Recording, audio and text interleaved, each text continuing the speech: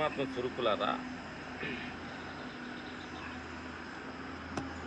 నీకు ప్రపంచం గురించి తెలియపోయినా, ఇది దేవుడి గురించి భక్తుల గురించి తెలియపోయినా కానీ నువ్వు ఒకటి తెలుసుకో. నీ జీవితంలో ఎదగాలంటే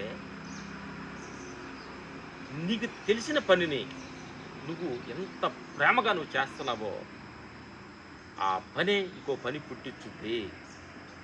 ఆ పని ద్వారా ఇంకో పని పుట్టించుద్ది. ఆ పనే ఇంకోటి నేర్పుతుందనే సత్యాన్ని నిజంగా మనస్ఫూర్తిగా మా జీవితంలో అనుభవపడి చెబుతున్నాను. అంటే నేను బెల్దారు పని చేస్తున్నానా, నేను పెయింట్ పని చేస్తున్నానా, నేను ఇంకేం చిన్న పని చేస్తున్నానన్న భావన తీసేసి హృదయపూర్వక ఇచ్చిన పనిని మనసు పూర్తిగా ప్రేమపూర్వకంగానే ఆ పని చేస్తే ఆ పని ఇంకోటి పుట్టించుద్ది. ఎందుకనంటే మా మా జీవితంలో కూడా ఊర్లో మేకలు కాసినా, గేదెలు కాసినా, కుప్పలు కొట్టినా, కోతలు కొట్టినా మనస్ఫూర్తిగా మేము చేసాం కాబట్టి భగవంతుడు ఆ సినీ ప్రపంచంలోకి ఇంకో పని కల్పించి ఈరోజు మీ ముందు ఇంత ఉన్నత స్థాయిగా ఇంత పేరు పరిస్థితిలో ఉన్నామంటే ఇంక ఇచ్చిన పని ప్రేమపూర్వకంగా చేయటం వల్లనే ఇది ఆ సాధ్యమైన సత్యాన్ని మా అనుభవపూర్వకంగా చెబుతున్నాం. ఇది మేము ఎంతో అనుభవంగా చెబుతున్నాం. మాకు ఫైట్లు చేసినా కానీ, ఒక గేదెలు కాసినా, ఒక మేకలు కాసినా, ఒక ఫైట్ మాస్టర్ ఏది ఇచ్చినా కానీ అది ప్రేమపూర్వకంగా చేయటం వల్లనే ఈరోజు ఈ స్థాయికి మేము ఉన్నాం. కాబట్టి నీకు ఇచ్చిన పనిని,